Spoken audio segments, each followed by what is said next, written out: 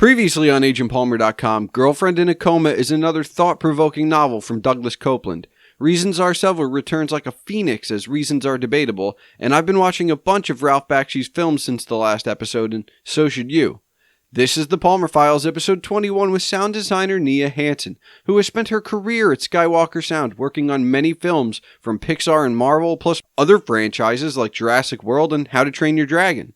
We discuss starting in the deep end, processes that make large projects manageable, having too many hobbies with not enough time, and creating magic for a living. Ready? Let's do the show.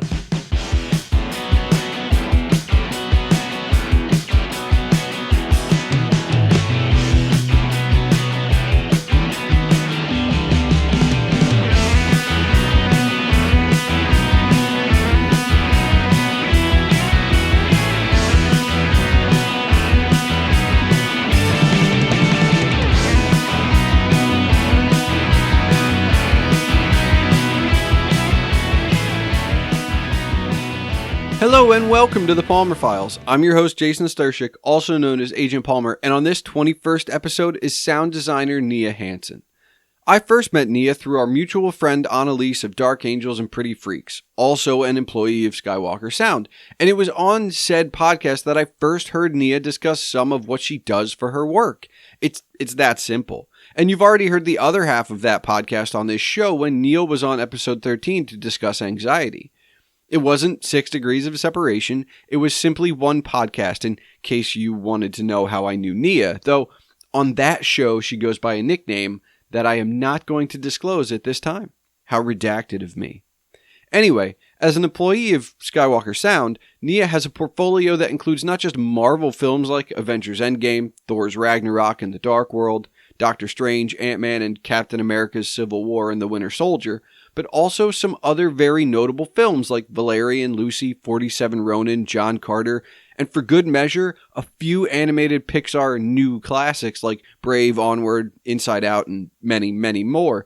We don't get into the nitty-gritty of any one film, but we talk about the processes that allow Nia and her team to take large-scale projects like every movie I just rattled off and make them manageable.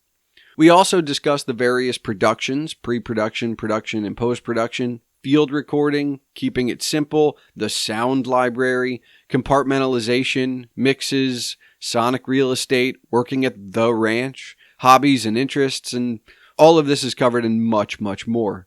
So if you want to discuss this episode as you listen or after, you can tweet me at Agent Palmer, you can tweet the show at The Palmer Files, and you can tweet Nia at Essa Hansen, that's ESSAHANSEN. You can see her complete career credits on IMDb and then marvel at how much of her career you've seen. Don't forget you can see all of my writings and rantings on agentpalmer.com, and if you follow either of us, you'll know when her book comes out this fall, upon which she will return to discuss that. Meanwhile, all of these links have been curated for you in the show notes, so without further ado, let's get into it.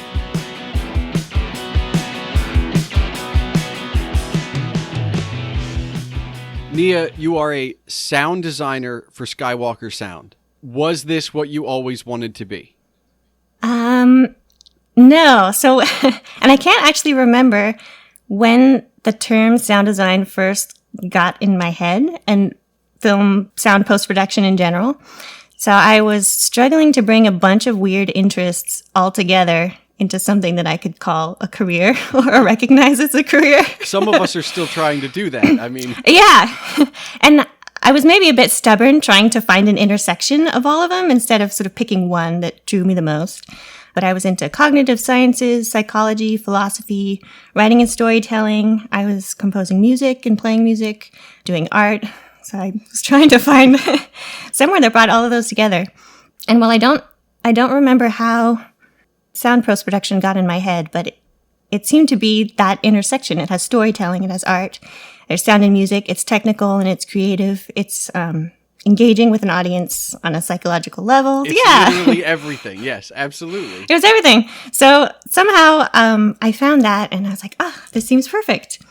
And I found the Vancouver Film School's sound design for visual media program.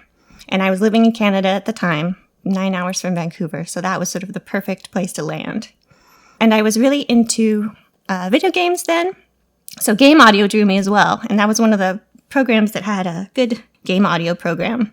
A lot of other sound post-production schools are focused on music production and film. So it sort of had a little bit of everything. And the program covered a huge range of audio, like recording and film, music production, mixing, game audio, synthesis.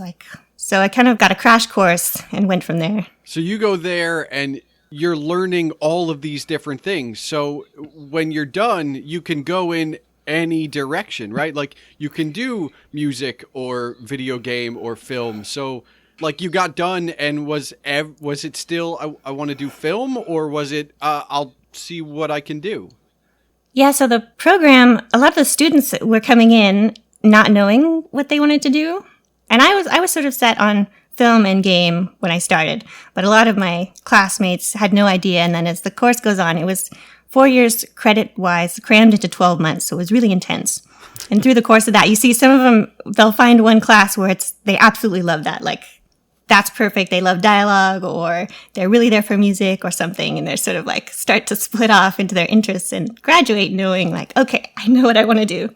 So I was definitely still stuck with film, but I loved all of the different aspects of it. And I really enjoyed game audio, but it was a tiny little slice compared to some of the film stuff, the editing and mixing. So I knew I wanted to do one of those. But Skywalker Sound grabbed me right after I graduated, so I quickly got whisked right into film post-production. So what was your first film? My very first film when I was an intern was A Christmas Carol, the Zemeckis remake. And I got dropped in kind of right when they were wrapping that up. So I did some field recording, but we quickly got into the mixing phase. And then after that, there were several that overlapped. How to Train Your Dragon, The Last Airbender, and Percy Jackson. So is that common for projects to overlap? So I was interning with Randy Tom, who was doing all of those kind of, they overlapped in different phases. So as a sound designer, you're often starting really early with pre-production, sort of throwing concepts around and establishing the aesthetic with the director and producers and the rest of the team. So work trickles in really early, sometimes like a year before you're really supposed to hit the ground running and the rest of the team starts. And then once the team gets started, there's sort of different phases. So yeah, things were colliding, and that's a bit unusual. And Randy had a lot of projects.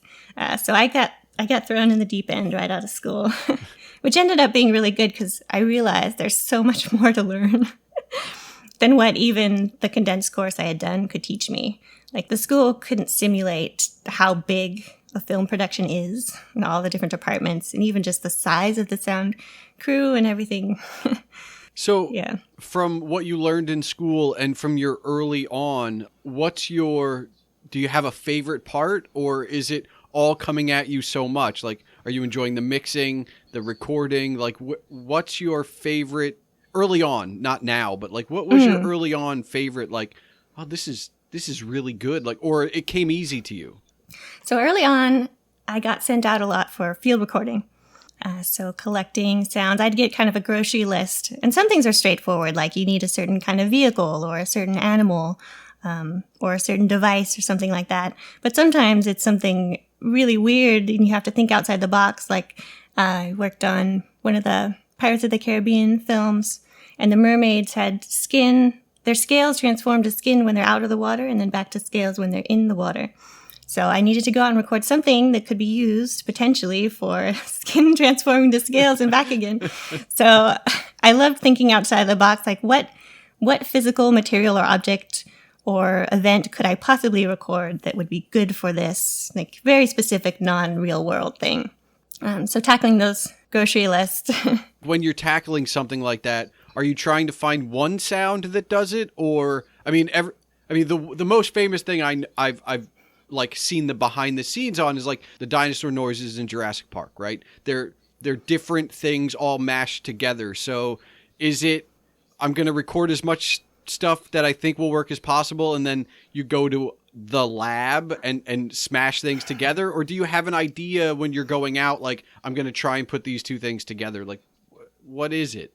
It depends. Usually I'm getting as many things as I can, because sometimes you come up with an idea and you aren't sure if it's actually going to sound the way that it does in your head when you're thinking of it, like, oh, I'll record this. And then you go and get it and it's not interesting at all. So I tend to generate a lot of creative ideas and then try them. And some are going to work out and some aren't. And sometimes the things that don't work out end up being great for some other movie later. And one of the other things I loved about recording, especially in the films I worked on with, mythical creatures and alien creatures, I got to record a lot of exotic animals. And when I was a little kid, I wanted to be like an animal trainer, which didn't happen. But then I realized through sound field recording, I got to, record lions and bears and camels and leopards and alligators and all these amazing creatures up close that I wouldn't get to otherwise. Well, first of all, how close? Obviously, you're not holding the mic in your hand, right? Like there's a boom, so it's not like you're face to face. But how close are you getting? No, sometimes I'm holding it. Okay. It depends on the handler and the animal. But sometimes the animals, if they're used to being handled, you can get up really close. Like you go at feeding time and you sort of tag along with the handler that has a big pail of meat or something, and you put the mic right up in there. And I had experience with animals, which really helped because they can be shy and you sort of have to read their body language and figure out how close you can get and what their mood is like and that sort of thing. So is there a library at Skywalker of just things that have been recorded so you don't have to keep going? Like you get a laundry list, but you look at it and go like, oh, I have most of this already in the library, or are you constantly recording new material? There is a huge library from all of Skywalker's past films, but it's interesting to see these little niches where you'll come across something that no one has recorded that's not in this, 600,000 files. And across time, no one has gotten this one specific thing. So it's often a mix. We have a big library to play with, but we're also recording specific things, or sometimes re-recording because maybe we need better quality or we need it in a specific environment.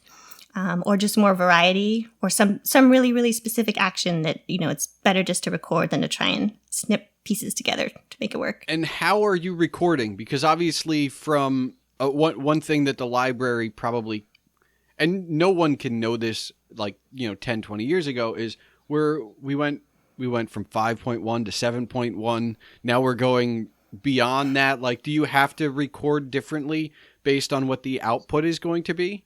No, it's usually still mono or stereo. We keep it simple. Sometimes ambiances will be recorded in surround, but it's just so much easier to work with simpler format. And then when it gets to the mixing phase, we're handing it over to another creative who's going to fill out the space with all those pieces in, 5.1 or 7.1 or Atmos or whatever it is. All right. So aside from the recording, you're also mixing, which I remember from your Twitter feed. I think I don't know. I think it was Infinity War. It might have been, or it could have been Endgame, where you took a screenshot of something, and it was just a piece of your screen of how many. Like it was only a subsection of the tracks that were going on at once. Mm-hmm. I run this podcast where within my editor, I have you, me, for the conversation. Then I have me again for the intro and outro. And then I have, so that's 3. And then I've got a 4th and maybe a 5th, depending on how I split the actual music. And I have to scroll for that up and down, and it drives me insane. And that's 5, right? Like, how do you keep track of hundreds, theoretically? Yep. And it is hundreds. Okay. So we divide it into what are called predubs or premixes. So it's sort of a category of things. For a Marvel film, we'll have 12 to 15 sort of different categories like this, and each one is about 32 tracks. So those are our sort of lanes to divide things in, so that the re-recording mixer later has separation. So we're not tying things together. If someone asks, can I hear the rain without the birds in it? You want those separate so you can turn one down without the other. Or can I get the hit but not the electricity, sort of thing.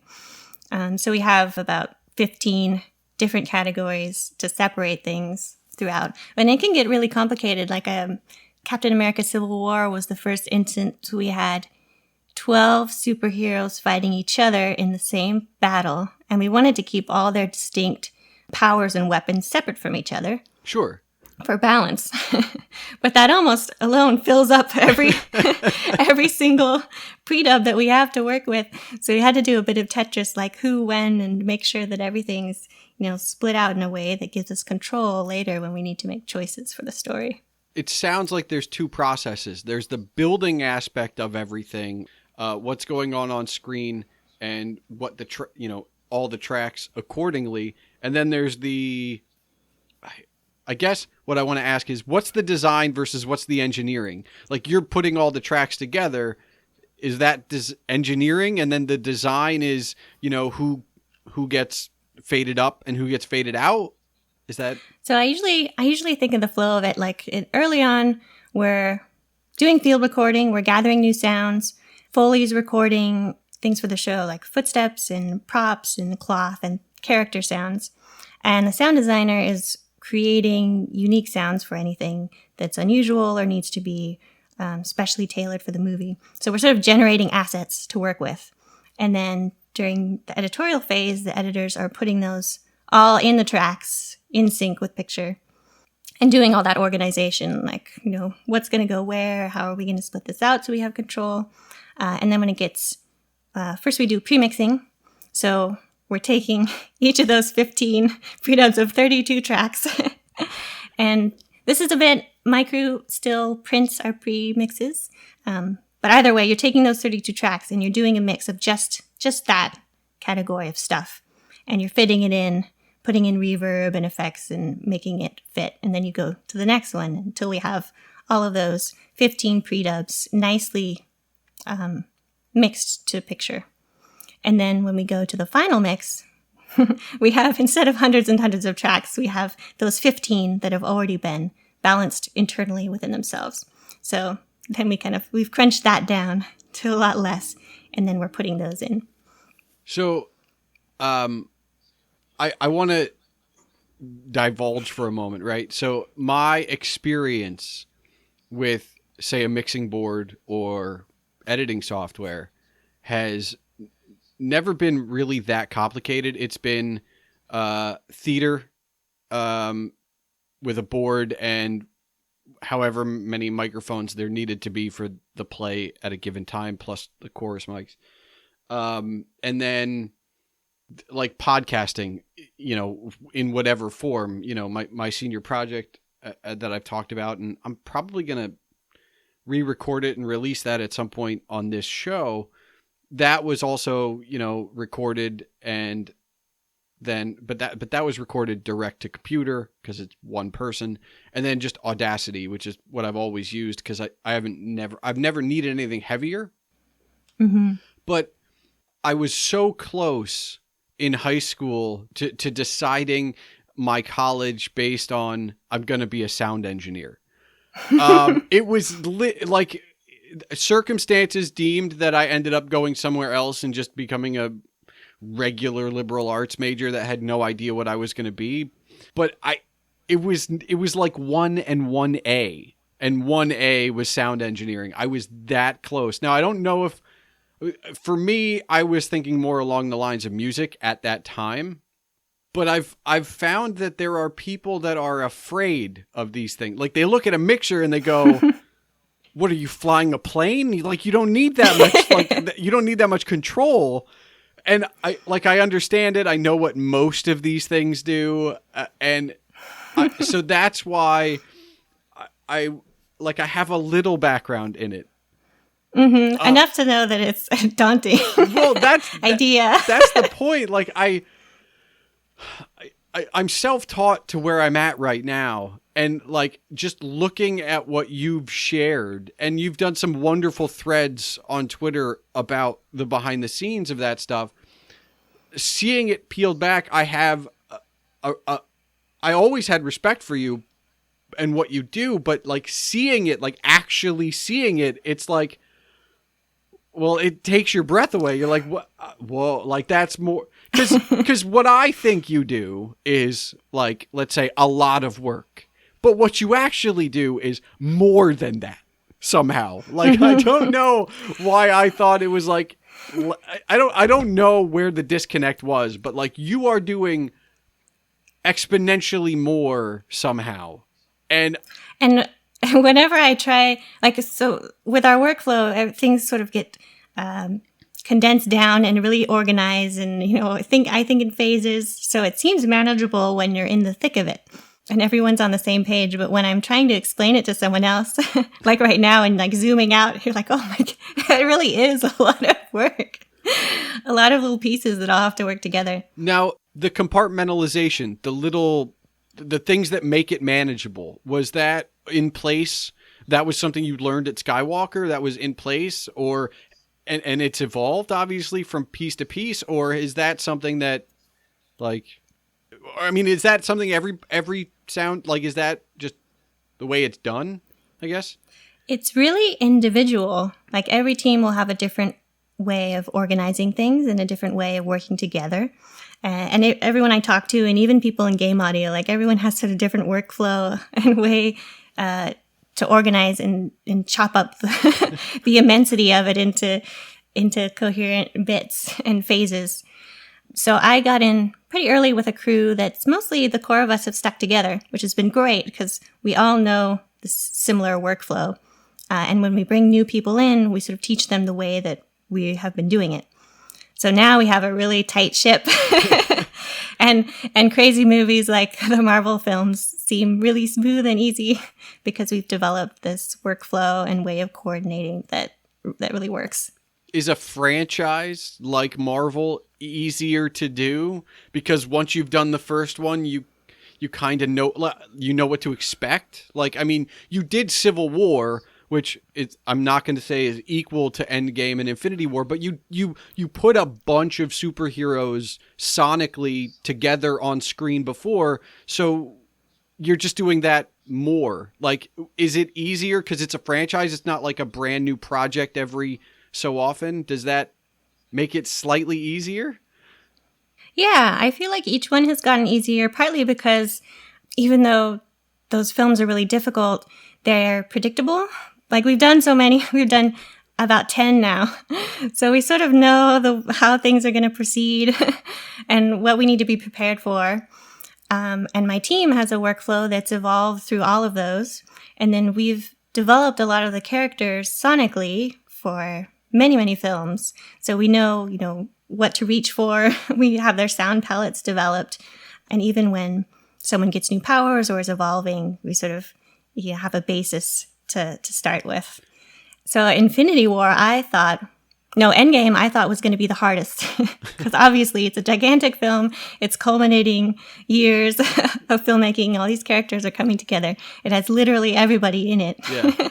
So I thought, okay, prepare myself. This is going to be the hardest one we've done yet. But it was actually the smoothest because of everything we've built up until then. It went really, really easy. Now, what is it like to know? I mean, at a certain point, especially within the Marvel universe, you're working on a blockbuster. Like, it's not like, oh, here's this unproven movie. Like, when you're getting, like, when you're starting the pre-production, like, okay, this is going to be big. I don't want spoilers. Like, that's not what I want to get at. I want to know what it's like to work in that kind of secrecy, because that you're sworn to that, right? Like, you probably have NDAs and all that kind of weird, like, just what's that like? Because you can't share it. You can't be like, oh, look what I just did this cool thing. Like, that doesn't exist. I mean, maybe within your team, but, like, what's that like? Definitely being able to talk among our team really helps us keep us sane, or keeps me sane. We can discuss it. But we are also starting so much earlier than there's even any press out that it almost gets isolated. So when the first teaser trailer or something drops and gets, millions of views within hours, it gives me a lot of perspective. I'm like, wow, people are actually really excited about this. Because without the hubbub and, the fans talking about it, I kind of lose sense that there's even as much hype as there is until there's some, press release or bit of media to get people excited, you lose sense of that roar of just raw energy. So until it's close to release, which by that point we're done with it and we're sort of out of, we've already talked about it among ourselves and it's sort of fading a little bit, but then you get the fan surge and like, oh wow, this is really huge. So so by the time a movie gets released in theaters, you've moved on, you're on the next project. We usually finish a month or two before it hits theaters. And as a sound designer, the next film is often starting up, at least concept and stuff like that, maybe some early work. So yeah, my brain's already kind of trying to switch gears a little bit to the next one. How do you compartmentalize that mentally? Because I'm not asking you to run 5 miles and at the same time think about what you're going to make for dinner. Like, it's not like I'm asking you to run 5 miles and then run 5 miles at the same time in 2 different places. So what's that like to just be winding out of one and winding into another, like, simultaneously? It can be tough if it's in the same sort of wheelhouse, like then my next movie is another Marvel movie, then it's sort of easy because I know I'm staying in the same aesthetic. Some things are going to be familiar, and I kind of know what to do. But if it's a different genre or a different tone, like going from Marvel to Pixar, then my brain has to switch a lot more gears to get over there from here. And so, yeah, I don't think I have a good strategy for myself yet. Well, I practice, I mean, yeah. What's involved in creating an aesthetic sonically? Is it, the director asking you questions or just telling you about the film? Like, what goes into that process? Because obviously you're making especially within the Marvel universe where it's kind of grounded in real life, that's one thing. But Pixar, that's not. You're making it up. So where's the aesthetic direction coming from? Yeah, I like to have early talks about the story and if we could see art and just sort of get an idea of what their visual aesthetic is in the characters and the story. And then I'll try and get footage and do some tests. So maybe I'll do a few versions of something, or I'll do a version that I feel is where I want to go with it or where I feel it should go. And then we'll play that back and get feedback and have a back and forth for a little while till we nail that aesthetic. Like on Onward, it was really tricky because I had done magic for Doctor Strange and a lot of the Marvel superheroes. So magic was really familiar to me. But the tone of it was much different. So with Marvel, the magic can be really dark and really powerful and sort of like gritty and realistic. But for Onward, it needed to be cool. It needed to be fun. It couldn't be too light and twinkly, but it also couldn't be, really dark and powerful. So it took a while to sort of figure out where that line was between cool and sweet and funny and strong for all the different spells. And where does the score come in? Because I know, and it hit me recently, I was watching Twister for the millionth time, and I noticed that before the Van Halen song Human Beings comes on, the score plays the riff for about a minute, which I had never noticed before, and it just hit me, and I was like, okay, I hear it, but like, obviously those are things that are tied into the rest of the sound and where the score is in the mix, whether it's paramount or just like kind of in the background. So how much of the score, or where does the score and the music come in to the process? Because you obviously don't have that in pre-production.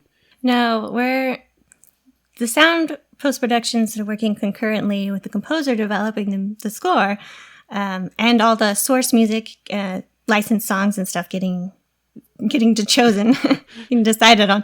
So about halfway through our process, we will often get mock-ups. So it's not the final recorded score, but it's an idea of what they're headed for. And before that, we'll have temp music. So music from other films that have been cut in to represent, the emotion and where the music's going to be and, what the sort of shape of it is. So between the temp music and the mock-ups, we'll get an idea of what's there.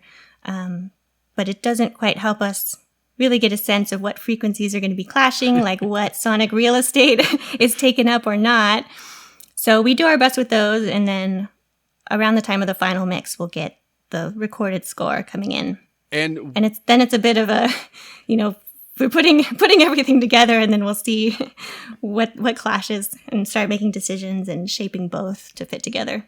Okay, so I want to ask, you work in waveforms all the time, but there's a difference between seeing something and hearing it. How much of that is how much of the visual versus the audio, how much of that plays into when you're putting stuff together, because you're looking at nothing but waveforms most of the time? Yeah, so and even there may not be any visuals at all when I start sound design.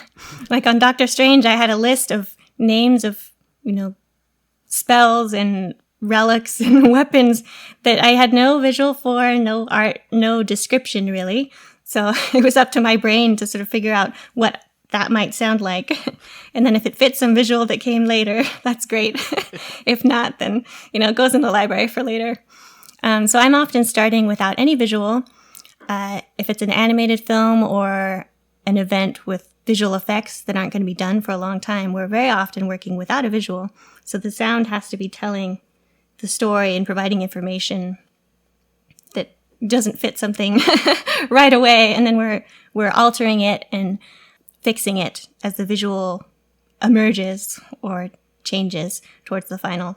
But I often close my eyes because I feel like the sound, you should be able to understand what's going on without the picture, especially in a busy scene, like an action scene or something. If you can close your eyes and still get the flow of it, okay, Captain America just threw a shield, it went over here and hit this other thing, and then, or someone screams and then their body falls, and then you should sort of be able to feel the action on screen with the sound alone if we're doing a really good job.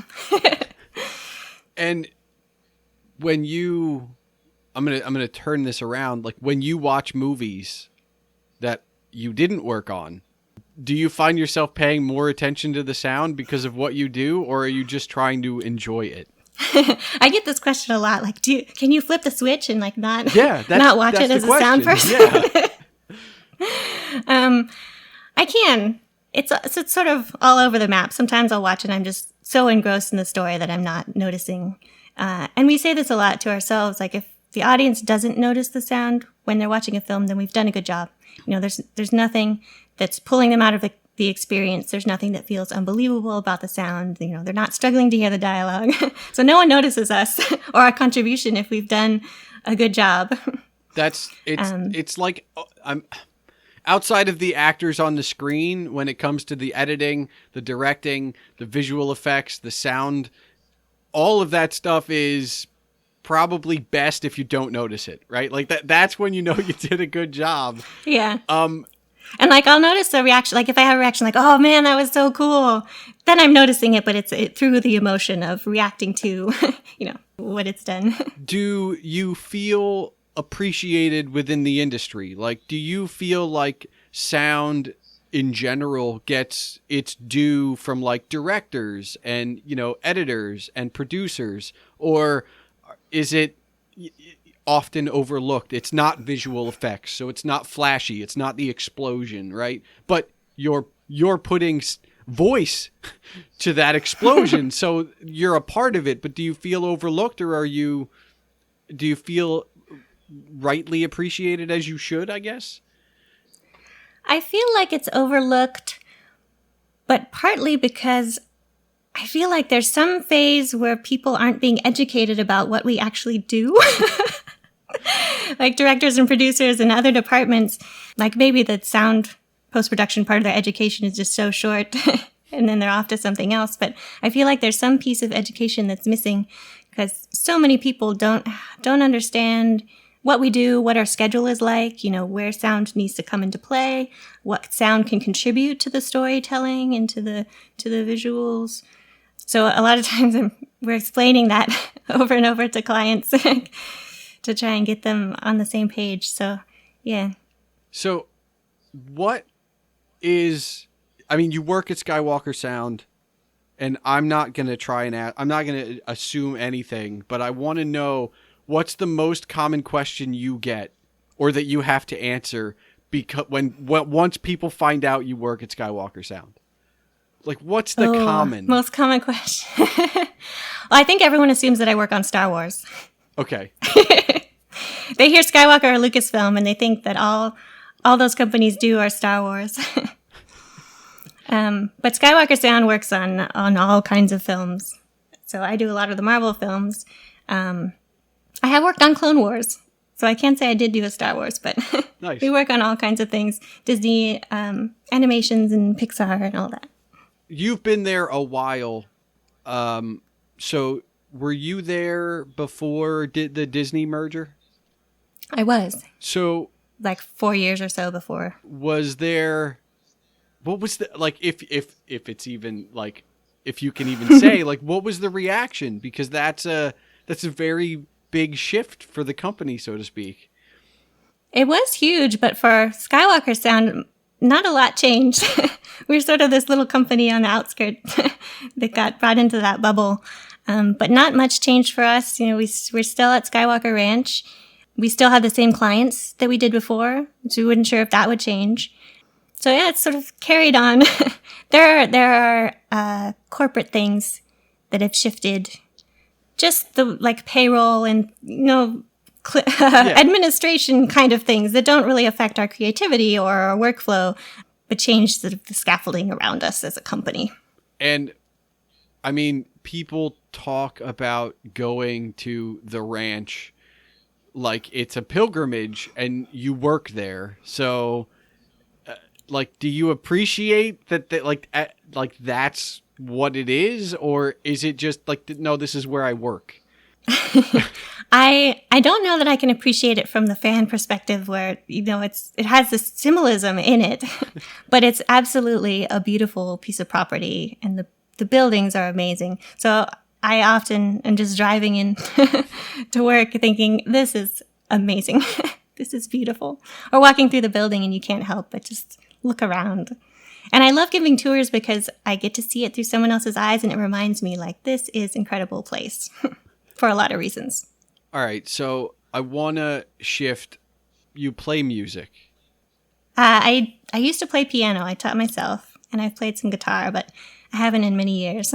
Moved that skill set to sound. Did any of that affect or impact, or is it transferable to what you do now? Like, oh, I have a better ear because I picked up some musical instruments early on?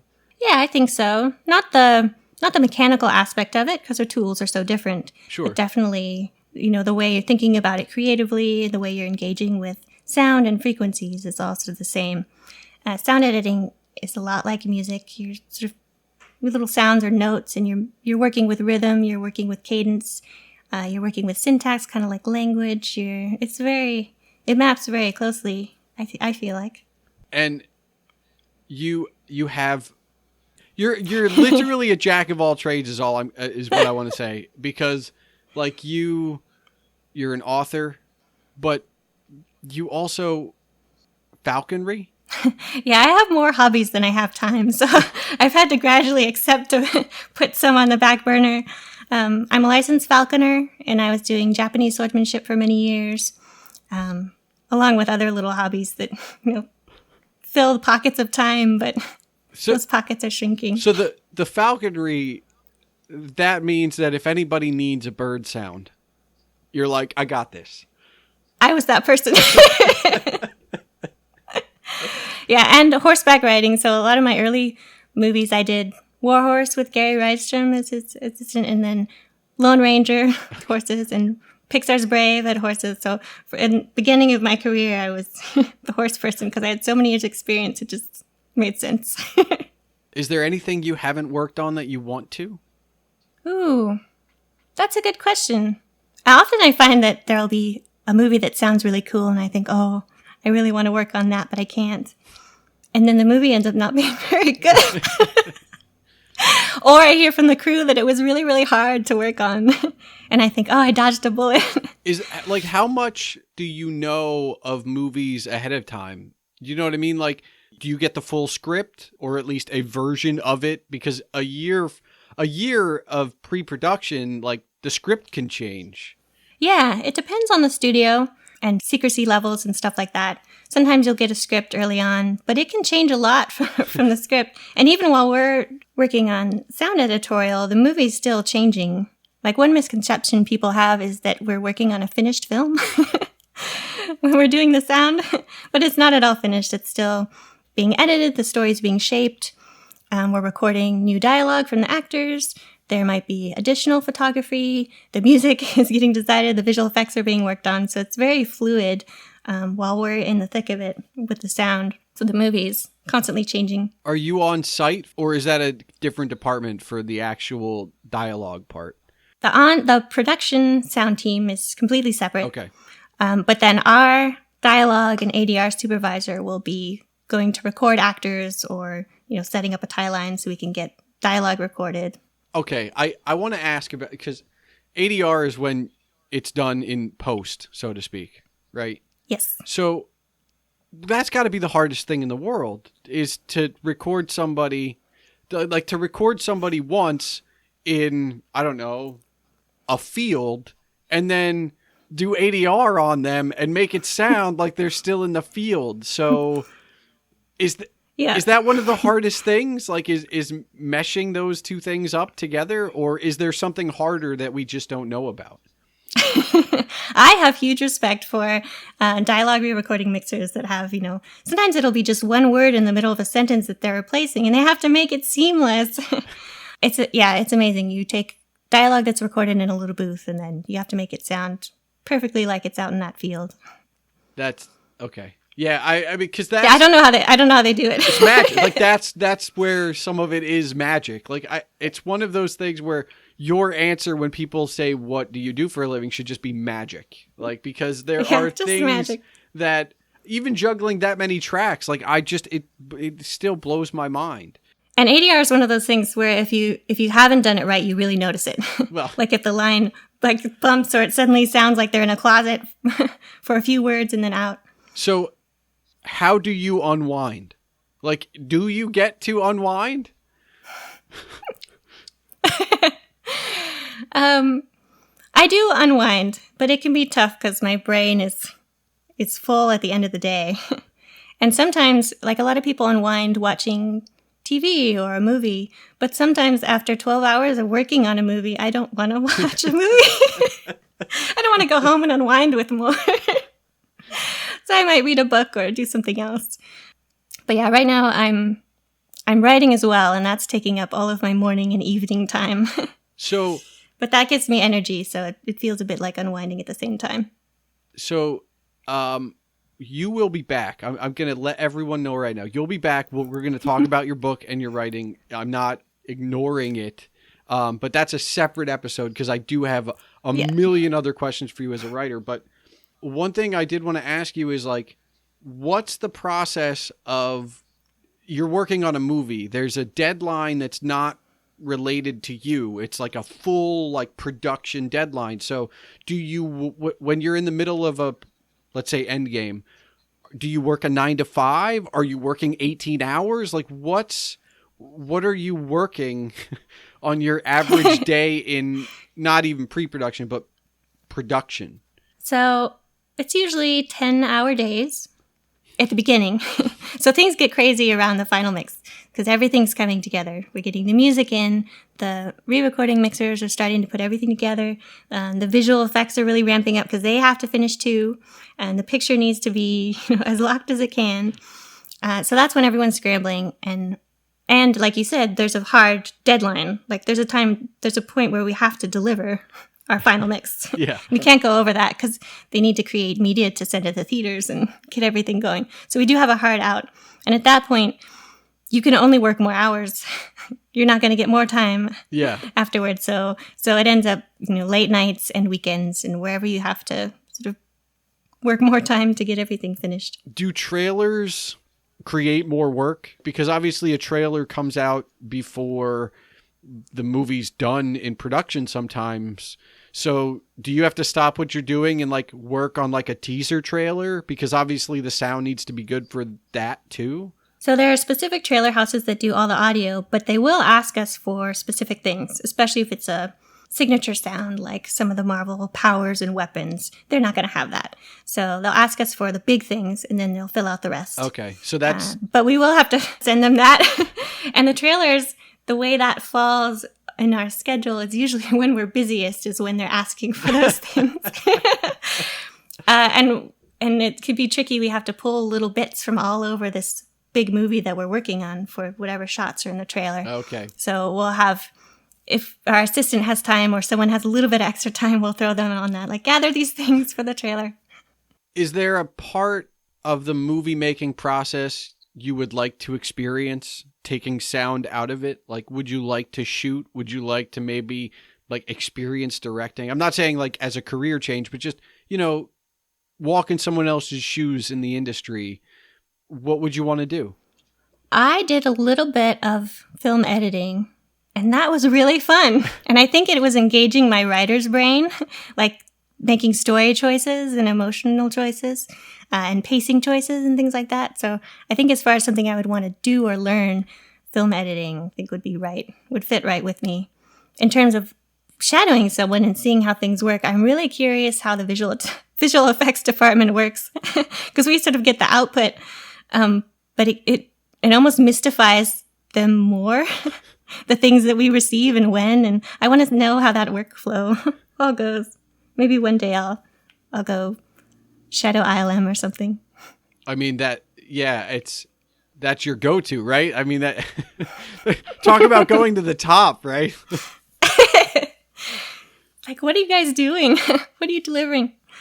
Well, visual effects are tough because there's so many different houses now. Like, it gets farmed out all over the world, specific parts of each shot. So, maybe I should shadow whoever is coordinating everybody. All of those different houses across the world all coming together to make one whole. Yeah. Another field that's immense. What do you've worked on animated, you've worked on live action. Is there one that you prefer? I mean, obviously, a lot of these have been fictional. So I guess there's two questions I want to ask. Animated versus live action, and then fiction versus nonfiction as far as what you're working on. I would say fiction. And I really love the genres that I work in. A lot of science fiction and fantasy are sort of my two loves. Any kind of speculative fiction. So I'm really happy that I've gotten to work on a lot of those.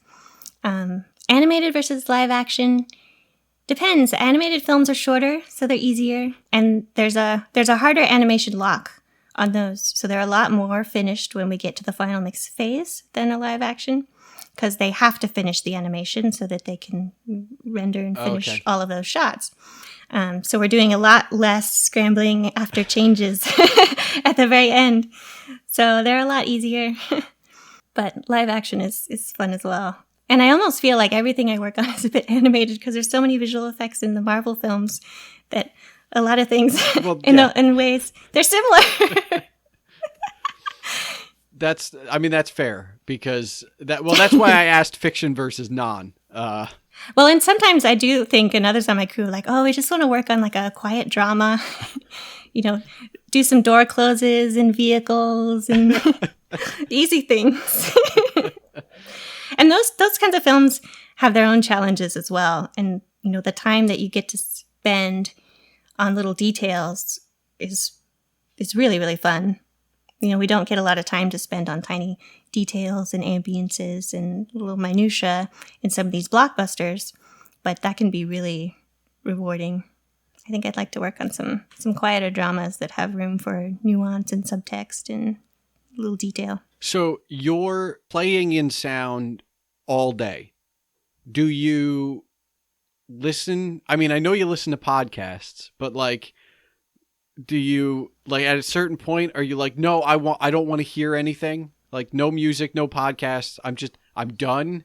Or do you always have like music on? I don't always have music on. I do listen to podcasts on my drive. It depends. I think in a way I can't not hear things. So even if I don't have anything playing, I'm hearing in my fridge hum. I'm hearing the neighbors making noise. I'm hearing the weed whacker over there. I'm always hyper-oriented. And I have some synesthesia with sound, so I'm always connected to the sound around me. I can't sort of shut off.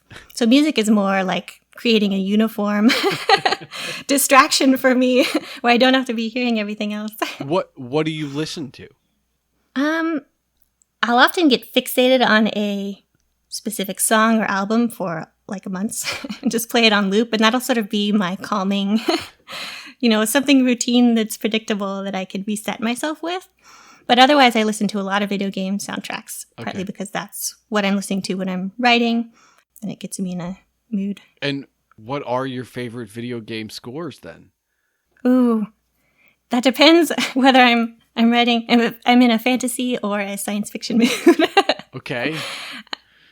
So, let's see, my fantasy playlist, The Witcher.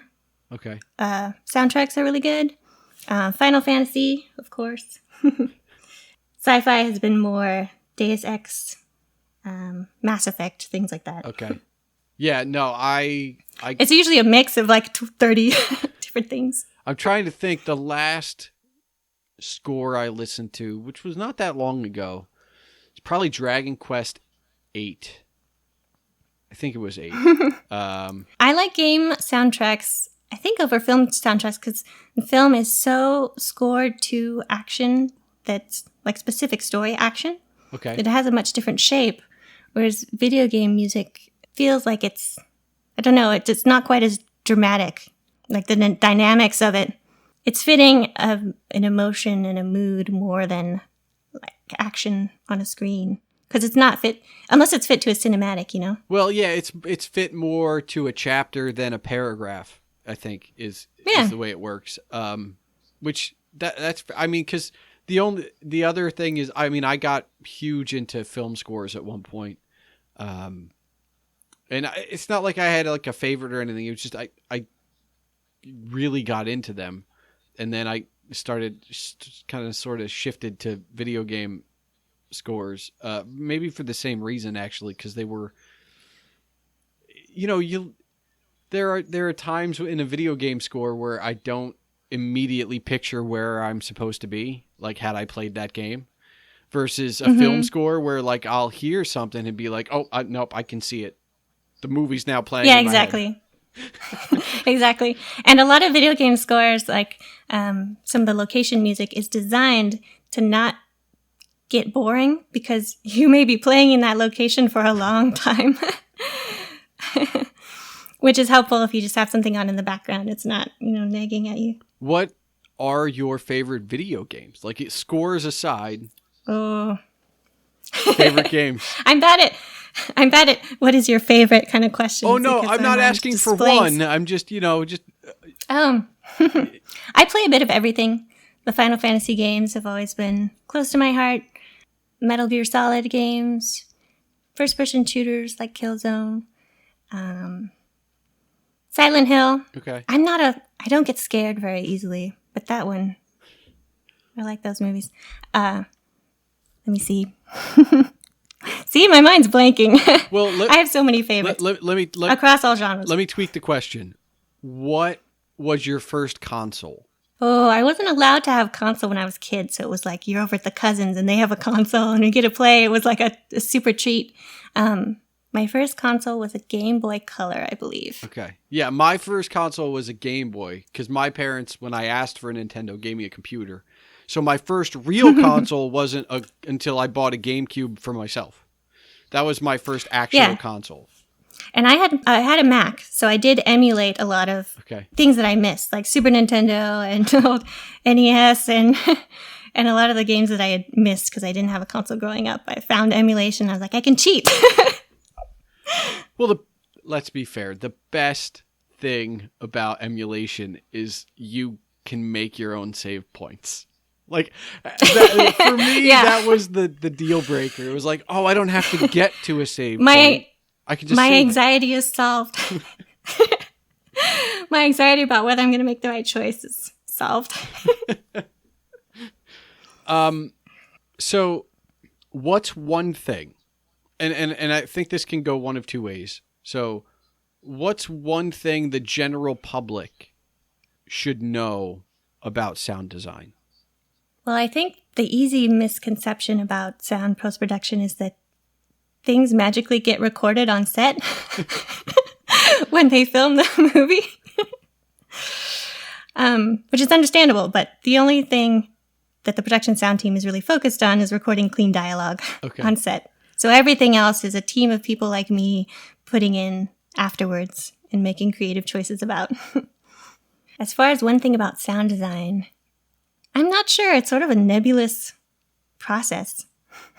Perhaps that sound design is not just creating, cool explosions and spaceships and things that haven't existed, like alien weapons and creatures, but it's also making choices for the story, making sure that the sounds that are in there are evoking the right emotion, that they're pointing out they're steering the audience toward the right narrative motion and details. So sound design is not just making the cool sounds, but also, working in service to the story with sound. It's the details. Yeah. And it all comes back to story for me. Okay. How about this? Who's your favorite storyteller? My mind instantly goes tries to collate all different books, TV, movies. I just said storyteller sound for a reason. That's too broad. That's too broad for my little brain. Favorite storyteller. I will say, since I've worked on 10 Marvel films now, our picture editor on many of them, Jeff Ford, his storytelling that he does while editing is really impressive. I can see the story taking shape in all of the choices he makes. That was Winter Soldier, Civil War, Infinity War, and Endgame. Were all really fun to work on, and I learned a lot about story just by watching it take shape. Okay. And just overall in my job, I love that I get to see these narratives being shaped and character arcs being shaped, like the choices that are made, the things that are cut out, the things that are added or tweaked, performance that's changed. It's really cool to get to see, story craft going on while I'm working on, sound, which is parallel to that, but different. All right. So you see things getting added and subtracted. How much does adding something add to your workload? Or is that factored in? You know what I mean? If I'm, a director and I decide that we're going to add in 30 seconds of a new shot that we didn't have before and now we do, is that factored into your production schedule that things like that are going to happen? Or are you kind of scheduled to a T where it's now we've got more work? A little of both. Okay. I think it's scheduled in the understanding that things are going to be changing, but how much, who knows? But yeah, shots are being added, shots are being taken out. Sometimes they come back in. Sometimes they get lengthened or shortened. So we're constantly keeping our tracks up to date, and keeping copies of everything we've done, in case something comes back. And you've been with Skywalker for a while. Technology has obviously changed. Has it made your life easier as things have progressed, or has it made it more complex because now you've got more options? I'd say it makes it easier. We haven't had a big technology shift. We're working with the same software mostly. It's just they've taken our requests into account and fixed some of the bugs we complain about and the things we ask for are getting easier and easier. But there hasn't been a huge shift in software or hardware since I've been, but yeah, it's gotten easier. What is your favorite part of the process? Is it the pre-production? Is it the middle? Or is it that it's completed and I've done that? I think either pre-production or the middle. And I like different things about both of them. And the final mix is fun as well, even though it's crazy. Everything's coming together and you're seeing it on the mix stage, which is like a small theater. So you're seeing it on a big screen and it suddenly feels like a film. After working on a little computer screen for months and months, we finally see it in the big theater and it feels like a movie. Do you get to test things out in the theater? Have you ever, made a decision on your computer and then been I wonder how this is going to sound in the theater. Let's export it and find out. Is that a thing that happens? Usually when we have a bigger chunk of things that we want to listen to, Okay. like a whole reel or something, I can't just take one thing and go, let me hear it in the big space. But my edit room is like a little theater. I have a big screen in there, and it feels correctly sized so that I can guess how it will translate into a bigger space. How different is it? Sonically? Yeah. Or the size of the space? No, sonically between, what you're working on and then being in a theater. Well, the size, you definitely feel the size of the space. So I need to make sure that what I'm making is big enough to fill a bigger room. And I've sort of internalized the little tricks and just how my brain is hearing it in a small space so that I know that it'll fill out all of the speakers that are in a big mix stage. All right. But then there are also choices that are going to be made later. The re-recording mixer will be moving things around and placing things in speakers differently than I might have in my room because it's got more area. All right. So I'm deadly serious in wondering this. Like, how loud... what's the volume level when you're working, right? Because I know that I try and it's just a podcast, but when I edit, I try and edit with my volume only at about 50%. So that way I know it will be loud enough. But that's a consideration you have to take in, right? You can't, you know what I mean? So yeah, what's the level? We have an industry standard level, or it's supposed to be industry standard. So we work to that. And I know that if I'm in a small room, I'm going to need to turn that down a little bit. And I figured out where is a good translation to the bigger rooms. Because if I have it, the volume as loud as it's supposed to be to fill a room 5 times the size of mine, it's going to be too loud for my ears. So I turn it down a little so I know that when it goes to the big room, it'll sound good there. So we do our final mix to an industry standard, but we understand that a lot of theaters will turn it down or they'll turn it up. And there are some mixers that, knowing that it will get turned down, will mix a lot louder to compensate for the theaters. So they're turning taking the it. sound down. So they're like, all right, a theater's going to turn this down by 10%, so I'm going to ratchet it up So by I'll 10%. make it. Yeah, but then films like ours, where we're actually mixing to the standard and we have a nice, comfortable, powerful mix, ours just gets turned down, and then it sounds weak compared to the ones that have cranked it to compensate. Yeah, I'm not sure what to do about that, but there's a standard that lets us know that we're at the right volume.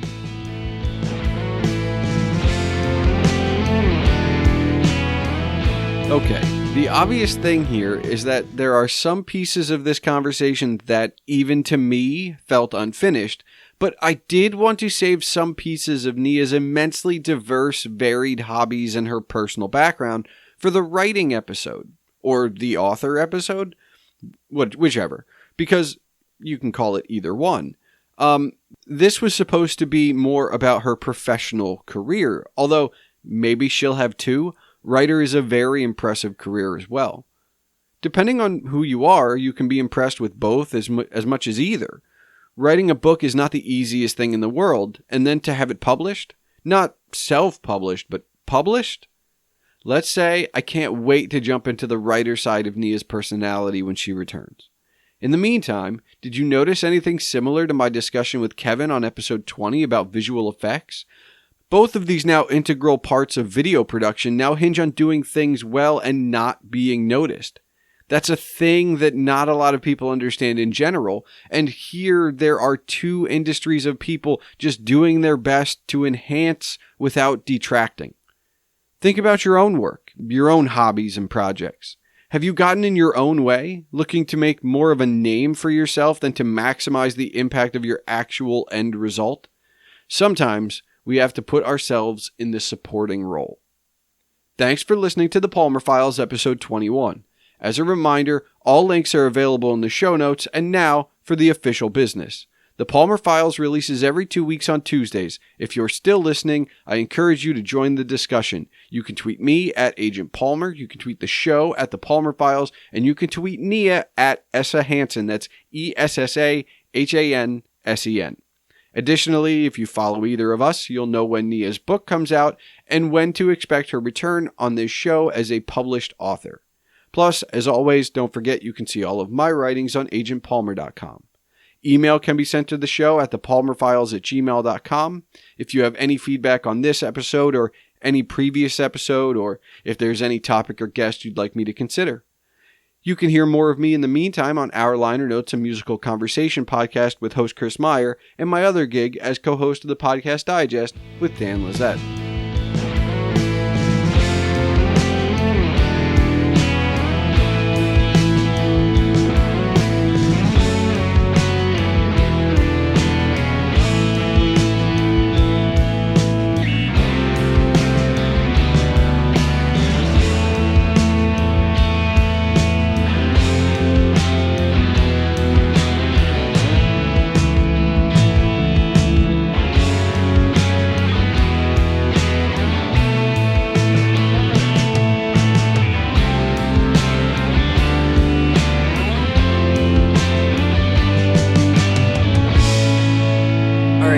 Do you have one final question for me?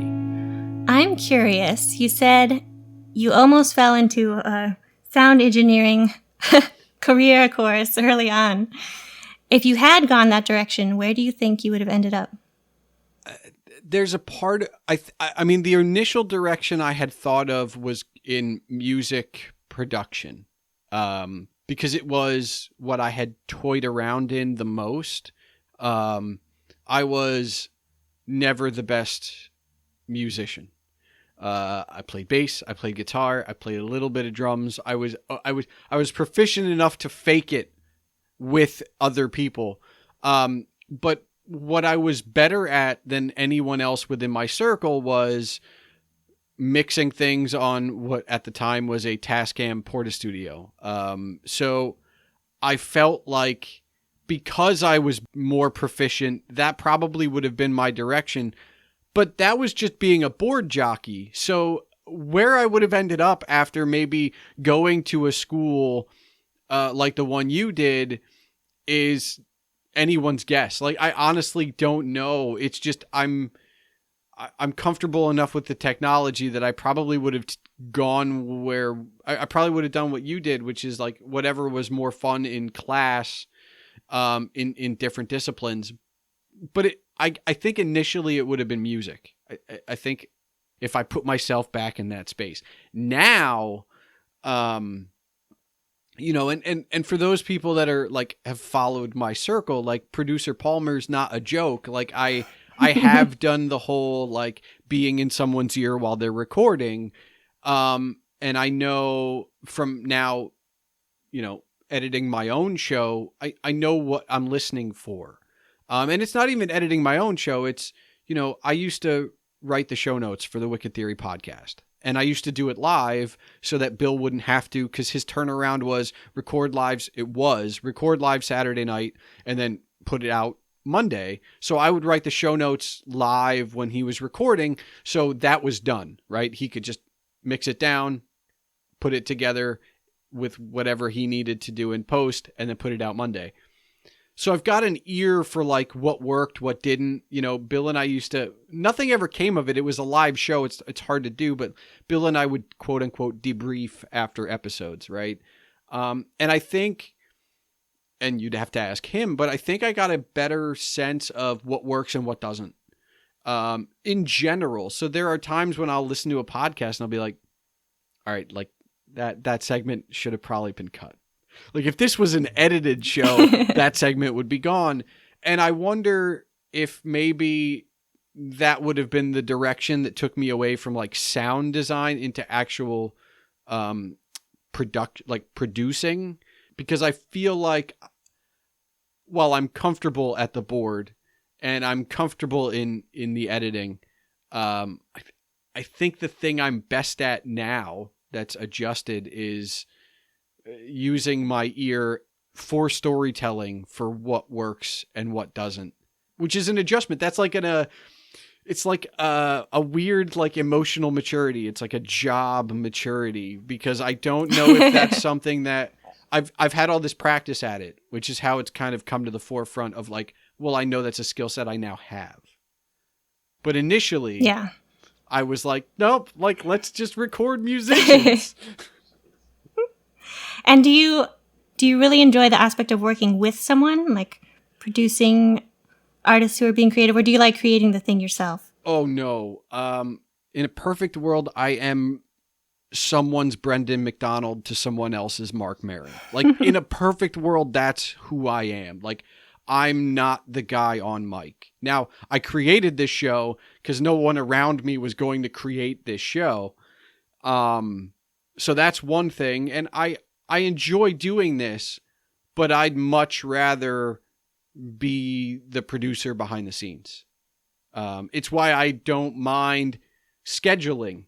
I don't mind even the editing and, the post-production and the pre-interview stuff, of whatever that entails. All of that's fine. The on-mic stuff is comfortable. I'm fun with it, or is fun and I'm comfortable with it, but it's not the end-all be-all for me. Like, I would be completely happy, setting you up for a podcast and just being like, all right, well, you're going to record now. And then I'll just be in your ear and just be like, all right, there's one more question you should probably ask, like whatever it is, right. That I'm, it's not that I'm uncomfortable doing this. I think I'm more prepared and better to do it for someone else. That's probably, I think I answered your question. Yeah, that makes sense.